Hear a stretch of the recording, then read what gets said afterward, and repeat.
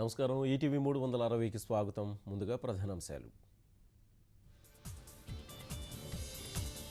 China ప్రభావంతో stock మార్కెట్లు కుదేలు.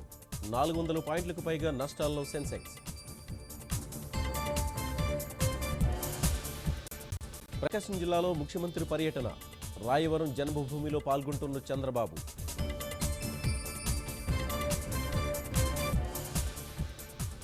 డిజిటల్ రూపంలో జన్మభూమి ఫిర్యాదులు నమోదు. సమస్యల్ని తక్షణం పరిష్కరించాలని సీఎం ఆదేశం. పఠాన్కోట్లో భారీ వ్యూహంతోనే చొరబడ్డ ఉగ్రవాదులు. ఏరివేత కోసం ఆపరేషన్ కొనసాగుతోందన్న ఎన్ఎస్జీ దళం. మణిపూర్ కేంద్రంగా భూకంపం. వణికిన ఈశాన్యం. 5 మృతి, వందలాది మందికి గాయాలు. ఇంద్రకీలాద్రిపై ముగిసిన భవానీ దీక్షల విరమణ. 5 రోజుల్లో 8 లక్షల మంది అమ్మవారి దర్శనం. తణుకు భోగి పిడకల దండకు గుర్తింపు. తెలుగు బుక్ ఆఫ్ రికార్డులో నమోదు.